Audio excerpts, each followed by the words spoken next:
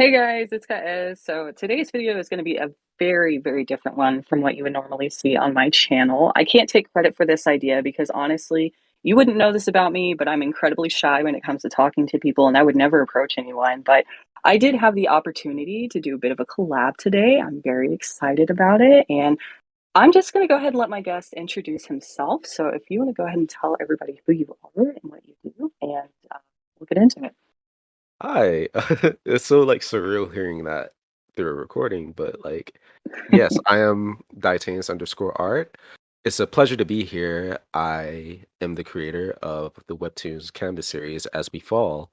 And even though this was kind of my idea, it's still I'm still so happy you were willing to do this. And I appreciate it. You don't give yourself enough credit. You do amazing things and out of me being, I guess, a comic creator, you have definitely been one of my influences in terms of putting myself out there. So thank you. Oh, thank you. So, just a brief warning, I like to do this at the beginning of my videos. If you're new to my channel, I do a lot of ramble videos. I don't do a lot of scripted videos. If you've been here, you don't need to know this. But this is going to be kind of an off the cuff discussion today. We do have a few bullet points, but we're just going to be talking about webcomic stuff. You know, two creators chatting back and forth. It might get a little bit rambly. Who knows? Who cares? Just sit down and enjoy it. I'm very excited to actually have somebody here with me today recording this. I'm nervous. I don't know if you guys can tell, but I'm very jittery. I've never done anything like this before. Titanius is super awesome, and I am super excited for his webcomic. And I'm going to put all those links and stuff in the bottom, and he's going to tell you where you can find him. But let's just go ahead and just roll with the punches and start talking about the stuff that we've got written down today. So, oh, Yeah, I guess the first thing we can talk about is just our personal experiences with our series and just what it means to us. Because personally, for me, I guess one of the biggest reasons why I wanted to have this discussion with you is it's not every day you get to talk to a veteran. You know what I mean? It's uh people like me who are just starting out in the comic industry, we always have these worries or these boogeymans of talking to someone who is kind of already established in some ways than others. You know what I mean? I know you're not quite where you want to be, but you're pretty big to me. So uh it's always just this thing of how do we approach someone like you? And you have been one of the more approachable people in my experience with webtoons. So yeah, so I guess I wanted to start off with the our personal experiences with our series because I'm really interested just to hear how lucky connects to you. You know what I mean? Like, what does it mean for you creating this series? You do talk about it a lot on your channel, but I don't think you've really explored too much of just the, I guess, the weight of it. You know what I mean? Like being yeah. a creator, there's always this you're creating these stories, these people all in your head, and you almost have to separate yourself. You know what I mean? Like you have to there are some things that characters would say that you would never say yourself. Yeah. And yeah, I guess that's just where I wanted to start it off. Yeah, I mean, I can kick us off. I obviously talk about Lucky a lot, but oh God. Um, it's so immense. It is one of those stories that I've said it so many times before. When I first started making it, I didn't think it was going to be that big. I didn't realize I was going to be putting so much of myself into it and my experiences and things that I have just absorbed from the outside looking in, you know, like media and in shows and whatnot and stories that I've read. And so to be able to work on it and to kind of explore all these different scenarios with all these different characters is it's been one of those experiences that I had kind of dabbled with comics a little bit before Lucky, but I had never been so invested in the world building and the character relationships as I am now. So it's so wild to me to like like I have a child, so every day I get up and I'm doing the parent thing, and it's like I have other, personal obligations and responsibilities that I have to take care of. But every day I sit down and I get to work on this series that so many people have come to me and they say, well, I really connect to these characters, or I really connect to the situation that you've created, or they want to make their own characters and they're asking me if they can do that. And I'm like, hell yeah, you can. Like, it's so vast and immense, and I never in a million years would have imagined that other people would enjoy the things that I enjoy as much as I do. And because it was something that I had pulled from just a place of severe overindulgence, I didn't think it was really going to connect with people. I thought people were going to be like, yeah, it's kind of cringe, like I'm not really into this. But so many people ended up liking it, and it was just, it floored me. And so it got me through some really rough times to be able to work on the story and the concepts, and to be able to continue it today, and just kind of see how far it's come from the very beginning to where it is now, where I'm continuing it on hiatus as we speak. Uh, it is very exciting. But honestly, I'm more excited to hear about your personal experience and what your comics mean for you. Yeah, so to be honest, for me personally, As We Fall have gone through so many changes before its inception. Um I like I've told you like in personal conversations before, As We Fall was originally named Refuge Among the Stars, but it even had like a second name after that, which was The Fallen. And that sounds so much more bleak, and like just even me saying that out loud doesn't fit the story.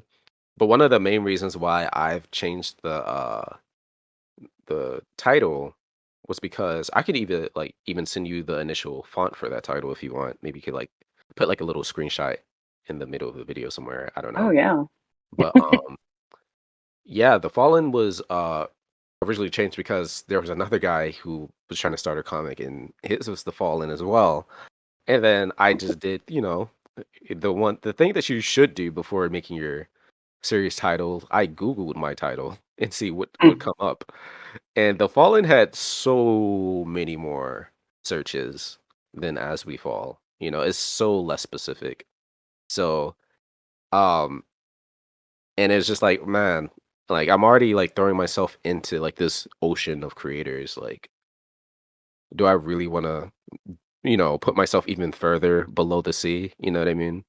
So, yeah. and that's why As We Fall is here. And to be honest, As We Fall is probably the best out of the three, even though I do like the first a lot. But yeah, so my personal experiences with the series itself, though, is it's been through like I want to say like a few different stages of my life. Even when I was initially creating like the character designs for the series, um, I was still back at my college Micah, which was pre-pandemic. So during the creation of the series, we were in an entirely different world than we are today. Mm, Um, so, and I think in a way, As We Fall kind of evolved with me, kind of like this mini person that was following me. Um, when even in my political stances, which I won't get into here because that's not what this video is about, but even with where I stand politically influences As We Fall a bit, like yeah. like there's minute things that changed in my life that maybe subconsciously changed the story itself. I've always had like I had the story written out before I even decide to, you know, release it. Um, and some people do different things. Some people wing it as they go, and some people, um, I guess, just like plan out like literally every little detail of the story. But for me, it started with the writing and the character designs. It wasn't even like the story was written out, but the characters weren't necessarily fleshed out to begin with. And I think for me personally, that's As We Fall has been such a like journey of like not me just evolving as an artist, but me evolving as a writer. Um, I feel a lot of pride in knowing that there are experienced writers who give me compliments like on, you know, story like subtleties that I have left even in the first episode that I didn't even think people would pick up on. Like um this is slightly spoilery, but there's a pretty graphic scene in the first episode of, let's not mince words, basically a child being in danger. Hmm. And I didn't think that someone there is a very specific detail that I put in here. I'm going to tell you what it is, but I'm not going to tell you what it is, you know what I mean? Yeah. So, if you notice the sound what are the onomatopoeias, like the sound that I use to convey a gunshot. The first gunshot is a very, very, very is meant to be a distinct sound difference. And you can't hear it, but you're only going by, bang or pew, you know what I mean? Yeah. But I did that intentionally because there was a different gun shot off in that last part of that scene. Um, and someone picked up on that. They actually was like, "Did someone else shot that? Because you said bang this time, but initially the first gunshot was like pew." You know what I mean? I was like, "Oh, Yeah. you actually picked up on that. That's cool." Like I didn't expect that, but like even little stuff like that, like that is it will be revealed later on why it's important that was a different gunshot, but even little stuff like that is really cool seeing like people pick up on. And I think it just gives me more like incentive to do stuff like that, to put little breadcrumbs in as I go. Like, so for me, the series and like what it means to me is like I guess it means growth, It means um it's it's so much like to be done here. Like I think even though a lot of people don't know this, this isn't my first webtoons. My first webtoons was called Blue that I released back in 2018, and I've fucking lost all the files too because I'm an idiot and I didn't save it on another flash drive, but that's neither here or there. Blue was the series where I made all the mistakes. You know what I mean? Blue was the series where I had the really foggy text, the really like inconsistent um speech bubbles, sometimes incoherent visuals. If you saw Blue, is it okay to say Chris here or should I call Fine. you? Yeah. Oh, sorry. But even if I showed you that series, you would not think it was me. Like literally. It's crazy like the jumping quality from that to As We Fall. Um but As We Fall for me is like it's not my magnum opus. It's not the series that I feel like really defines what I want to do for storytelling, but it's a series where it really like challenges me. It pushes me to do things that I never expected to do right here or there. This is a series I feel like people would be like, I'm definitely going to do this on my fourth attempt. You know what I mean? Yeah. Um it's I've said this before, and I'll say it again. This is going to be a 3-season series. I don't like plan for it to be short. Um the first season will have 50 episodes, the second 75, and the third season will have 40. Um and initially, funny enough, the first season of As We Fall um was actually supposed to be a spin-off series. Like everything that you're reading right now, it was initially only supposed to be 3 episodes, like an introduction to the story itself. And um the second season was going to be the first season and it was only going to be 2 seasons, but the more I explored like the ideas I could do for the first season, I was just like, I should just make this an entirely different series on its own. And I think just that little thing right there just shows me like, yeah, this is a series where I'm going to challenge myself and I'm going to meet those challenges. I'm going to try my best to. So I'm sorry, I'm very talkative myself, so I'm sorry if that was a long-winded answer, but that's what the series means to me. It means growth. Yeah. No, that's what we're here for. I want to hear it. So, that's awesome. Like, seeing taking the things that you learn from one series and applying it to another. I'm in the same boat working on this dumb secondary series that I haven't released to the public yet. Just taking all the things that I had Oh, learned from, yeah, it's on my Patreon right now, but taking all the things that I learned from Lucky and then just kind of transferring it over to this other thing that I'm doing. Like it's cool to challenge yourself in different ways, and I'm excited to see what else you do with the story. So, kind of segueing into the next question, I want you to answer this first. Why are you a creator, and do you see yourself exploring different mediums, creating stories, or to create stories, I guess? so the main reason I'm a creator is because all my life, like I feel like I've always seen like little stories in my head.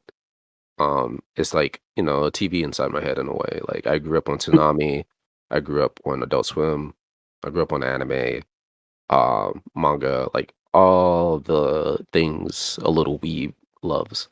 Um, I would say the reason why I'm a creator because I want to genuinely like I want to be there one day. I want to have at some point I want to have my own studio.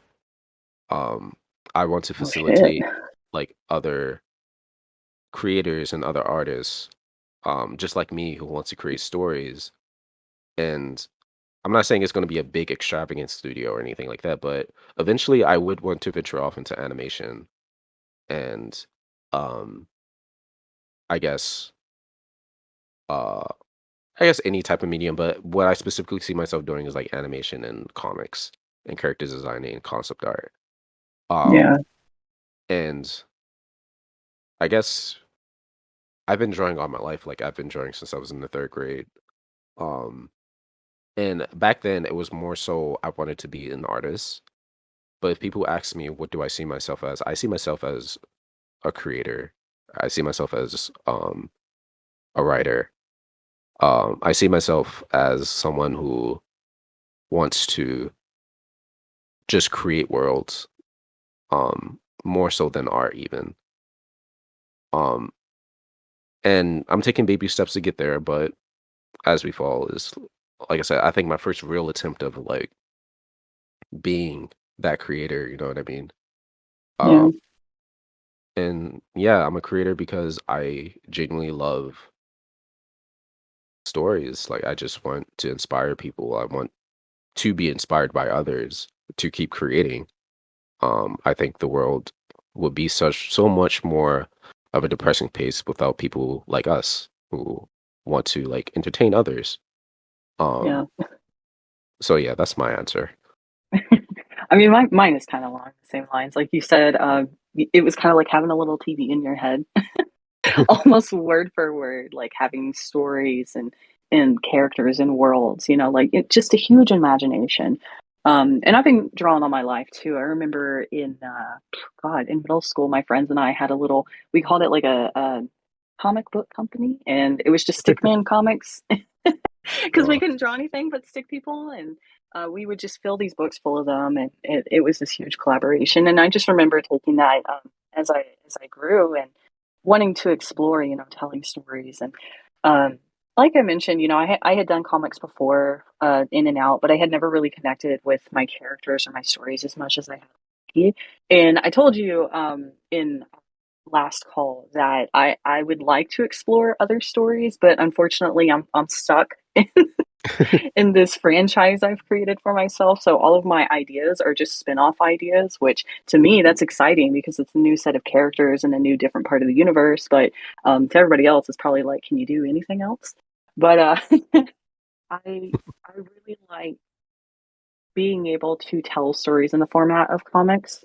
If I ever branched out to explore any other medium, the only thing that immediately comes to mind, one is I wanted to get in film before I got my degree because I oh, really? really enjoy, um, whether that's like screenwriting or other stuff. I really enjoy just the entire process that goes into making movies or television shows and whatnot. It was a lot of fun, the Mhm. classes that I took and the research that I did back in school. But I ultimately decided I was going to get my degree in animation because that I know how to draw. But I Right, right. never pursued animation. I pursued comics, and so That or writing because, and this is the golden answer, I'm lazy.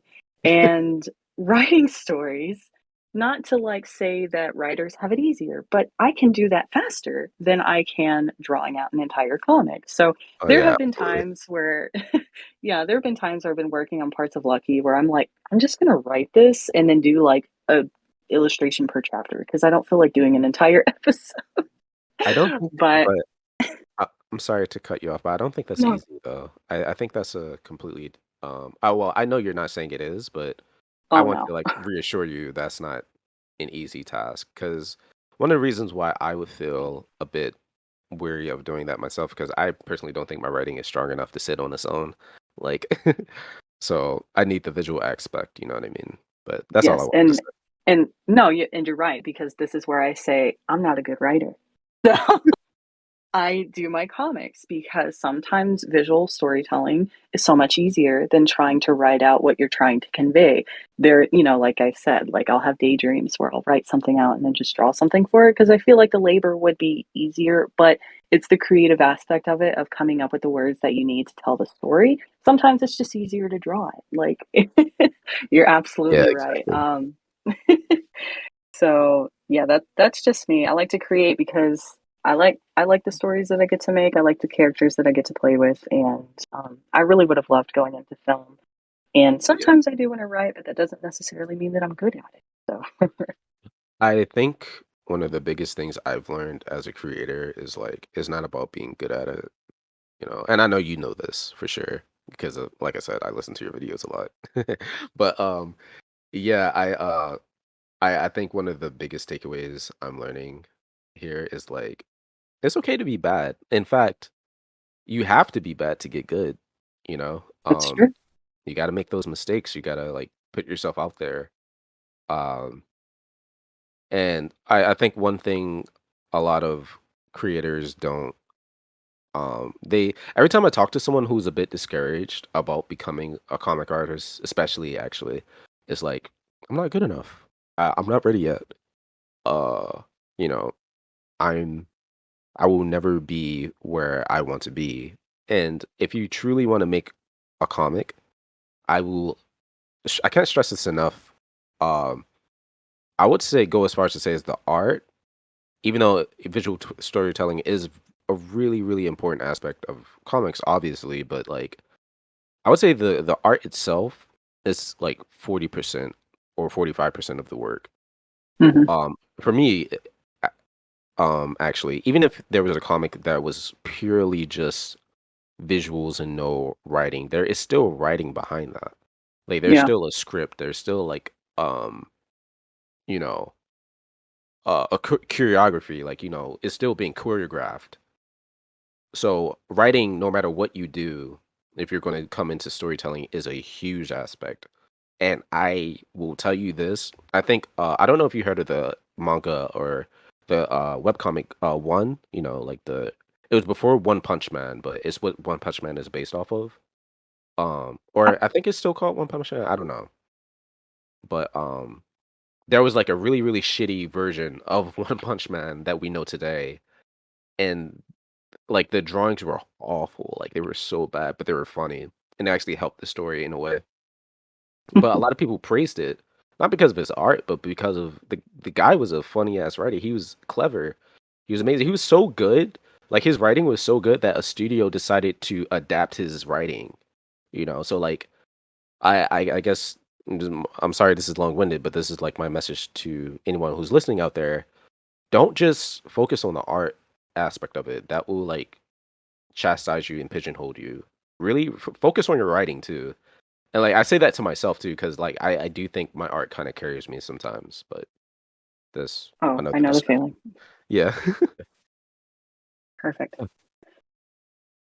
Okay, guys, sorry. We have a little bit of technical difficulties on my end. So when I go back and edit these, if it seems like we're jumping from topic to topic really suddenly, I am doing the best that I can. But we're just going to go ahead and move into the next question, which was, what is your or how would we compare and contrast our writing slash planning styles for our stories? Because when we talked about this on Friday, I thought this was really funny because, as most people know, if you listen to me rambling and just going on about how I write Lucky, I didn't plan a lot of it. I just kind of hit the ground running and figured it out as I went along. And it wasn't until I was about, sometimes I say I was about 9 episodes into it, but realistically, it was about 20 something episodes before I realized I need to map out the rest of the season. I need to figure out how many seasons this is going to be, how many episodes, and whatnot. So I wasn't really sure what I was going to do until I was already so far into the first season of it, which I thought was funny when you were telling me your process. So why don't you go ahead and tell us a little bit about your planning your story? Yes. So, like for me personally, I think I mentioned this earlier, but I initially I started with the writing and the concept art before the actual comic. So a bit of a stark difference from Chris, but um, one of the biggest reasons why I took that bit of a hiatus for like those 5 months, and I do apologize to my readers who enjoyed the story, but the reason why that had to happen was because I realized one of the biggest aspects I kind of not ignored but forgot to do was figure out character acting, which is a pretty big aspect of comic writing. Like you can write the scenarios down all you want, but how does your characters react to those scenarios? Um, I think is a big question a lot of comic artists should take into consideration when you write your script. Because for me, like initially, I wrote like, okay, this happens, and this scene happens, and like I can picture it in my head, but when you actually like put it into practice, it's very hard to visualize immediately. Like, okay, so this obscure character in my head is doing this thing, but why are they doing this thing? Why do they like say certain things? Why do they choose to do this and not that? You know what I mean? I think um like I was saying earlier about tackling your writing just as much as your art, if not more, you kind of can avoid pitfalls like that where you don't um you have like a clear guide of where the story is going. Because even though we as the creators are writing these stories, the characters are kind of like our compass. They Mhm. they show us the direction the story is going to go in, and it's a bit hard to like direct your story if you don't know your characters. To give an example, there's a scene in the first episode where my main character Ezekiel, which there's also a funny thing about Ezekiel that I'll say in a bit, but my main character Ezekiel and the other main character Rowan are having a conversation with each other, and they are very, very like stiff, but is like noticeably stiff intentionally because they there's a certain event that happens that wasn't illustrated yet in the story, or at least not for you guys, but something happened between them two that made things a bit complicated for them to interact with each other. And I think because of this conflict that they have to deal with, both of the characters are like rethinking their dynamic with each other. Um, Prior to the events that is shown in the episodes that you guys know about, Ezekiel and Rowan have been on this adventure with each other for 6 months, like up to 6 to 7 months. So like prior to what you see in the comic, there's like months and months of history between those two characters. And where I'm choosing to show where they are now is because this is their character arc. This is their hurdle that they have to get over. And that's my personal process is where I think of an event or a problem that the characters have to solve, and then I try to figure out how do they solve it, and then I write the dialogue, and then I sketch out the episode, and then I do the line work and make it look pretty, and that's my process typically. So I had to figure all that out in the months while I was gone. Like I had to figure that out before, because it would feel disingenuous to continue the series and that I didn't quite know where it was going. Like, I knew where the story was going, but I didn't know what that meant for the characters, and I think that's pretty important for me personally. Gotcha. Yeah. Yeah, sometimes, I mean, I don't know about you, but sometimes my characters kind of tell me what they're going to do, even if I'm not going to do it. Yeah, So exactly. they kind of guide me in the right direction. Mhm. And So sometimes I'm characters. actually, I'm sorry. oh, go ahead. I was gonna say, like, sometimes characters develop on their own without you even doing anything, Yeah, in a they're kind way. of hands off. Yeah. So I was going to say, I actually would like to hear about some of your story influences because As We Fall is really one, it's beautiful, and I've said that before, but it's also Thank you. very intriguing. I love kind of the elements that you're using in the story, and I would like to know like what sort of things influenced you and the choices that you made creatively for the characters, the designs, the setup and whatnot, if you want to divulge. Yeah, of course. I would say As We Fall is like a marriage between so many different things, but the biggest 2 biggest influences on my story is Cowboy Bebop and Avatar: The Last Airbender. Um, and I wanna say, like, at its root, besides, like, little specifics that I added onto the story and on my own, obviously, because it's my story, but, like, if I was to say the 2 biggest influences on my story, it would be those 2 series. And particularly with, Cowboy Bebop, it's the sci-fi aspect of it, but not just that, it's also how the story is told. It's, there's, like, an overarching story with episodic episodes that have their own little stories within, Cowboy Bebop. Mhm. But the story of Spike Spiegel is a tragic one. Um, it's actually, not to spoil it because I don't know, it's possible there's still people who probably haven't seen that fucking series, but, like, is cussing okay? I haven't asked. Yeah, it's fine. It's fine. It's my name is CaezHel. It's fine. Sorry. But anyway, yeah, like, Spike's story is very it's tragic. I would even go as far as to call him a ghost stuck in purgatory in a way. Um, he is reliving a lot of, I guess, the aftermath of his actions in his quote unquote previous life. And people who have seen that will know what Yeah. seen the show would know what I mean by that. Like, literally, like, a cool detail about Spike is that is like one of the coolest things I think that recontextualized his whole character for me. The end scene where he's talking to Faye and like Faye is telling him not to go, but then he looks at her. He just looks at her and like you get this like really haunting shot of both of his eyes. And like one of his eyes is fake, like one of his eyes is glass because he lost it. Mhm. And the one dialogue that stuck out for me with Spike was like, you know, one eye is seeing the present, the other eye is seeing the past. And it's kind of like a ghost limb. Like he is constantly reminded of his past.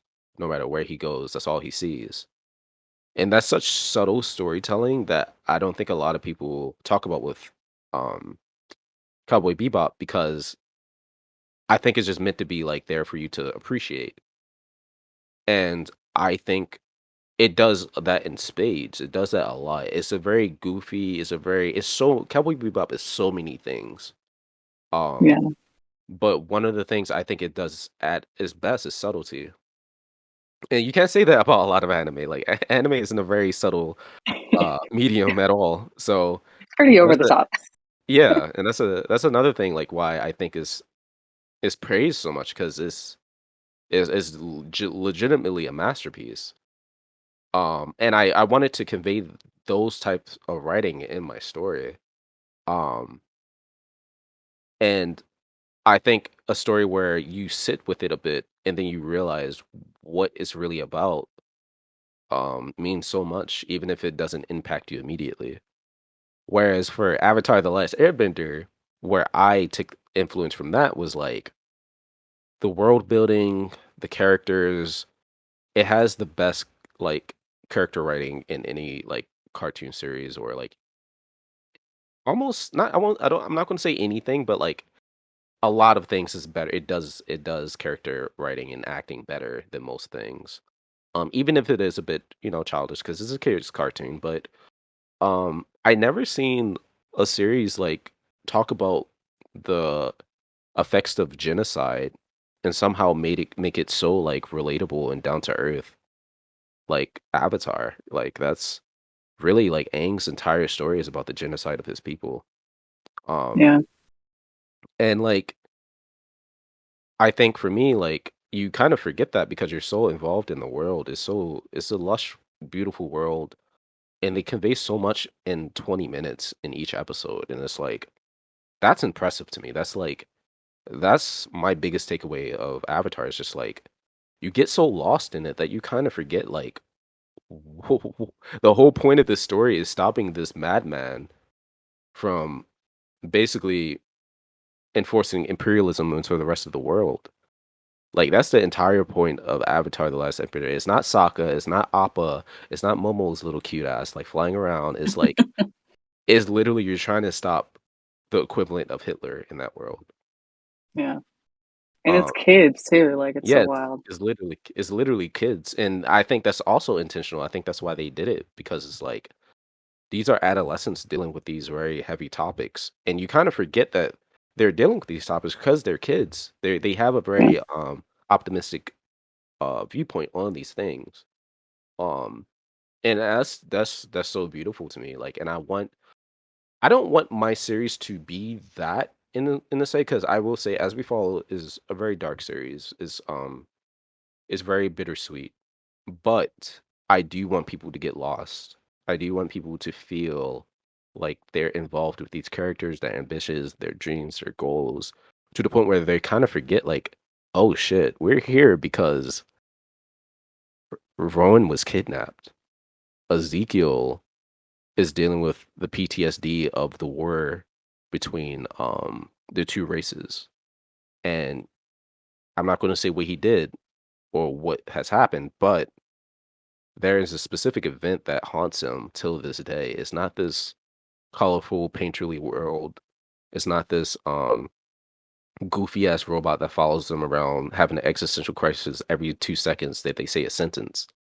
It's not like these very happy or beautiful things that I'm depicting in this world. It's like the core of the story is like these two characters dealing with their own like their past and trying to like mold their present. yeah. Um so yeah, that's I guess that answers the question. See, and I'm very excited, even more now, because I love Cowboy Bebop and I love Avatar: The Last Airbender. So that's Yeah. awesome. Honestly, if I was genuinely honest about some of my influences for Lucky, I would be embarrassed to admit that, but I'm just gonna go with the pretty generic answer. Um, I was actually very heavily influenced by like 1990s X-Men and Star Wars. In the sense that Would not you expect have X-Men. I can see that though. really Yeah, I can see X-Men now that you say it, but I didn't expect that. it's because the reason I feel like X Men was a big influence on that is because some of the characters in the story are very powerful. But Yes. what you're focused on is that you're focused on that, but you're also focused on like the interpersonal relationships that they have with other characters. And it's not like one or the other, it's like how they interact and just all that cool stuff. And then Star Right. Wars, in the sense, obviously, because I wanted to have a big playground and Yes. I didn't create an entire galaxy, but I do have a planet with a system of moons that I can play with if I want to. I could literally just pick a moon and do an entirely different spin-off series if I wanted to. And so those are my two biggest influences, I feel like, for my series. And I don't know if it shows as much as I feel it does, but It yeah. really does. I'm just gonna like also do a bit of appreciation. I don't want to go into spoilers too much, but like in the first I want to say is it the second is Lucky like the prologue specifically about Lucky was that the first or the second one? Because I That was think the first one. yeah, the first prologue about like Lucky like just their story. Um it's I can see the X-Men aspect of it because like he Lucky does kind of look like they could be a mutant, like they Yeah. Like, they look like if you were to plop them into the X-Men universe, like, it would fit, but one of the coolest things I think I haven't really seen a lot of comic artists depict the way you depict your story, but, like, I really love the scene where it's, like, this montage of Lucky, like, learning how to be human and, like, you get the introduction of Chris and, like, just it was, like, this weird, like the story was being told through Lucky taking pictures and videos, and I thought that was such a, like that type of storytelling is so, like I appreciate that so much because it subtly, like, um, conveys, like, being human, like, a big part of being human now is having our phones, like Yeah. TikTok, like, videos, like and, like, just you choosing to tell the story or, like, that, montage of things in that way was very, like it felt so, like, I was watching someone actually trying to learn how to be a human. And, like, they probably noticed, like, while we're on our phones a lot, so they really love, taking all those pictures and making all these memories. Like, it just made the scene feel so you didn't have to do that. You coulda just did a montage, but, like, that little detail just said so much and, like, added a lot to the story, you know what I mean? So Yeah. Thank you. I appreciate that you appreciated that. yeah. The little Snapchat sequence. I had a lot of fun doing that. Mm, So before time gets away from us, because unfortunately my son does not take very long naps, okay. let's go ahead and get into something a little bit different here. It wouldn't be a Webtoon Canvas creator video if we didn't talk about some of our pet peeves in comics you normally see on Webtoons. Yes. Um, you get credit for this idea because I've done this before, and I think people, I've always been kind of scared to do like the pet peeves thing. So I'll let other people tell me their pet peeves and I'll just kind of rehash it. But I do have a few of my own. Um, you go first. Yeah, I can kick this off. And when I put this bullet point here, it was not to, like I think people always take criticism a bit too harshly. I mean, unsolicited criticism is awful. Like, you should never give someone critiques if they didn't ask for it. Yeah, But also, in the same token, I personally think unsolicited praising or why I for me personally, I do think they kind of go hand in hand, even though one is accepted and the other isn't. But sometimes when I'm asking people, like, what do they think of my series? And sometimes they do praise it, or, like, just anything I do, like, with art or anything like that, it's too much praise sometimes, and, like, I'm genuinely asking, like, "What do you feel?" And sometimes people tell you what they think you wanna hear. Um, yeah, and I think that should also, be taken in consideration, like, if someone's asking, "What do you think?" Just be honest. Um, but going into this pet peeve thing, one of my biggest pet peeves with comic in general, on Webtoon specifically. This is a silly one, but I really hate the titles. I really hate the uh-oh. there's, like let me just I'm not even gonna read them out loud, Wait, but, don't read any. yeah, yeah, yeah, I'm not gonna read them out loud, but I'm just, like, skimming through, and I already see 8 that I don't like. Like, I don't know what it is. I heard that there is a reason, but I can't remember what that reason was, but, like oh, it was because, like, maybe people make it so explicit, like, I'm just gonna say a random one, like, I make toast in the morning, you know what I mean? Like, you know what the story is gonna be about. Like, it's gonna be about me making toast. And, like, I I think think I know what you're saying. Yeah. yeah, yeah, like, people are doing it, so you know what you're getting yourself into. But I really wish, like, subtlety is okay, like, trust your readers. Like, trust their Yeah. intelligence.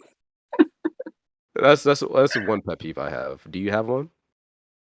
Oh, mine is more of like a storytelling thing that I see happen a lot on. I read a lot of romance comics, obviously, but one of my pet peeves in Webtoon comics that it's just a popular thing. It's not explicit to Webtoon. Like you can read it in like, or you can watch it on TV. Honestly, it happens everywhere. Is the miscommunication trope and there being no real Oh, consequences. yeah, I know what Like, you're talking I understand the use of the miscommunication trope. Like, I'm a big fan if it's done well. But I don't like when somebody does it and then there are no real consequences in that character relationship. They're just like, oh, it's fine. You know, you gave me all these big red flags, or like, you lied to me about this really huge thing, but I forgive you. And now let's go on a date and live happily ever after. It's like, Yeah. no, that's let's talk about that. And I know it's fiction, but it just happens so much. And it's usually like this really outlandish thing where the character does something that's actually really terrible. And then the author has to kind of turn around. And I think what a lot of it is that the author doesn't see it from the point of view that it's a bad decision. And then their readers are like, oh my God, why? That's such a horrible thing to do to somebody. And then they kind of have to turn around and like make it justified for the character and then make it make sense for the other character to be like, I forgive you, Right. it's fine, this is totally healthy, when it like they just didn't see it from the point of view of why it could be damning to a fictional relationship. So it's one of them. I feel that wholeheartedly because I guess this could also transition into another pet peeve I have. Like just to generalize that, I think for me, it comes down to the creator doing things in their story just for the sake of the story moving forward rather than actually exploring the challenges of having like you said, like consequences. Like Yeah, consequences are a huge part of storytelling. Like in fact, without consequences, you don't really have much of a story. So or at least growth, character development. Character development is like and consequences go hand in hand. So I I could ramble about that for hours, so I feel you. yeah. I don't know if I have any more off the top of my head. That was like the main one. I um guess I have one little one. I think just one more pet peeve I have is the discussion around backgrounds um is amongst like the creators on webtoons. I think it's a little too specific. Like it's perfectly okay if backgrounds aren't your focus.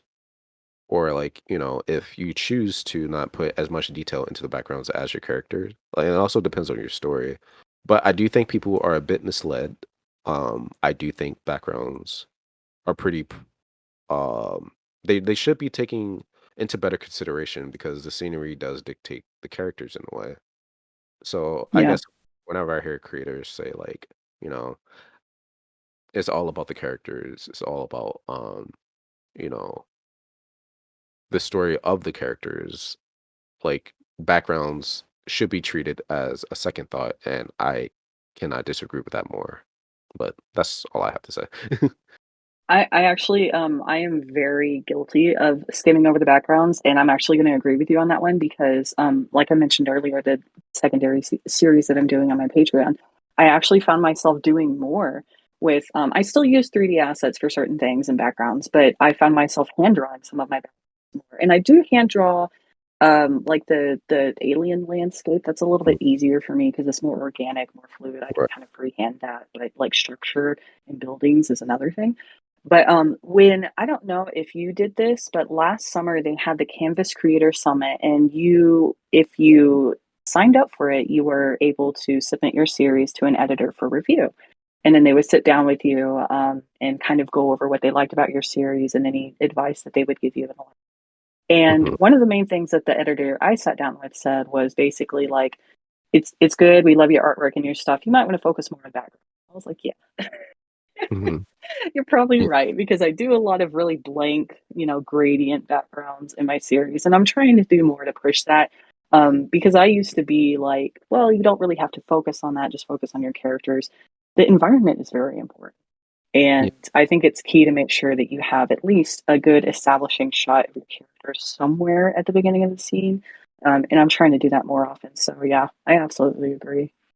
Yeah, and also I when I say this, 3D assets are perfectly fine. In fact, they're amazing. So but just, try a bit better to make it fit with your story. Like Yeah. that's about it.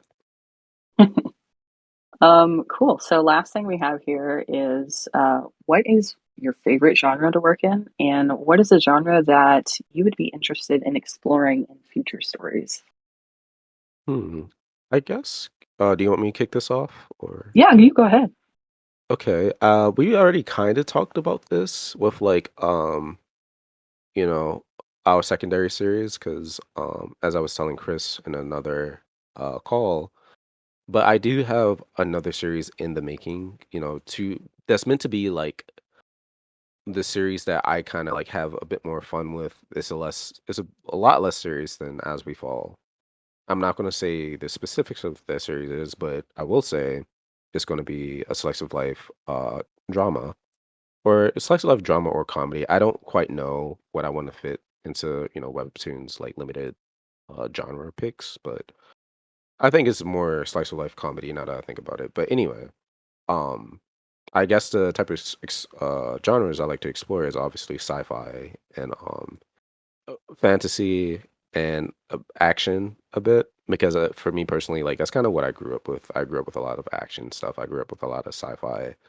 Um, and but I think one that I really want to like explore more is just like something that's a bit more dramatical, something that's a bit more character oriented rather than world building.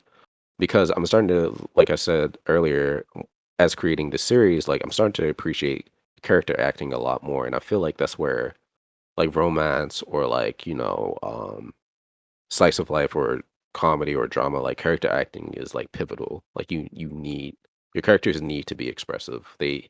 It's like if you have like a still shot of your characters with like a blank face, you'll have a very boring comedy if there's not much contrast with like them being a bit more goofy, a bit more animated. So I think I want to explore comedy and slice of life a bit more moving forward. But I love sci-fi to death. I love action to death, and I do love fantasy. So I think that's it for me. Yeah. Yeah, and that's such a fun contrast. Like I was saying in the call the other day to go from the sci-fi action fantasy over to the slice of life situation. Like it's a pretty cool balance to kind of jump back and forth, I think. Mine. Obviously I really like sci-fi, but I think I lean more into the fantasy elements of that Mhm. more so than the actual science fiction, but that's my favorite. It's always going to be my favorite, but one that I have wanted to explore and I don't know if this would be obvious, and I don't know if a lot of people know this is about me, is that I've really been interested in doing the horror genre. Really? Um, yeah, but like the thing is, secret, I only told Max this, I think. Lucky was originally going to be a horror story, I can kind and of it see was going that. to be very different. It wasn't going to be sci-fi. It was going to be supernatural. Um, it had a complete makeover Oh, before I actually started doing the character designs. But it was originally set up to be a scary story with all these different supernatural characters and whatnot. So I think it's just in my bones. Like, I really love Hellboy and the monsters, all this stuff growing up, like the movie monsters and everything, and scary movies. And I listen to horror podcasts all the time. I love horror comics. It's one of my favorite things, but I've never actually played into the genre. So I think maybe one day in the distant future, when I'm done playing with my shapeshifting aliens, you'll be seeing something a little more unsettling with my name on it. That's fun I to can do. I can kind of see that in your style a bit though. Like even though your characters are very their designs are very colorful, they're very expressive. Like you have so many different types of characters, and they feel like people that you would legitimately want to be around. Like some of them at least. But uh, like there's you just have this really like boisterous style like that. I feel like any is very striking. You know what I mean? But one of the biggest contrasts to like the actual designs of your characters is your color palettes. I can see like if we were to particularly like just eye drop like all your colors and like just put them on a page, those colors could definitely be used for a horror scene. Like I can see it in my head. Not to say like Really? yeah, I can't. I'm not gonna say like because they still obviously work for the story you have set in hand. But if you were to squint your eyes at one of your scene and you could just purely just look at the colors, like you use a lot of muted greens, you use a lot of muted reds, you use a lot of like, you know, when I say muted, they're still lush, but they're like more on the Yeah. like dark side. Um, I do feel like you have the color palette down for sure. So, um, Sweet. yeah.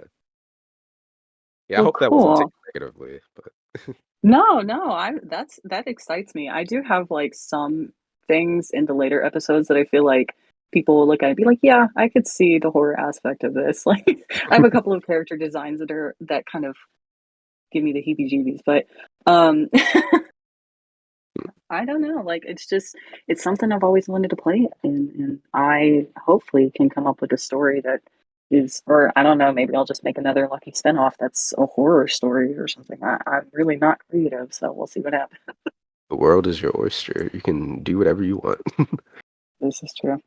Mhm, mhm. Well, I think that might be all that we have for today, and I'm really excited that we got to do this. And thank you so much for working with my schedule. I know that it's super jam packed and kind of hectic, and we kind of had a rush to get this together. But um, I'm excited to see how this comes out, and I am excited to continue to see what you do with your series. And go ahead and tell everybody where they can find you, and I'll do my promo after you're done. Hey, thank you so much for that. And it was an honor to be here, honestly. Um, m- as I said before in the beginning, I'm Ditanius_art. And if you want to follow my socials, they'll be below. But literally, my Twitter, my Instagram, my Patreon, if you're generous, even my TikTok is Ditanius_art. That's DYTANIOUS_art. And you can feel free to follow me there. Also, to all the Webtoon readers out there, when you click on my comic and subscribe if you like it, don't forget to follow my, the new Webtoon page thing that they got going on, and you can do that by just clicking on my name on the comic, and it will take you to my page. And I heavily advise following that so you can get specific updates with me and the comic in my schedule. Thank you. Yeah, I forgot about the creator page. I think a lot of people That's do. new.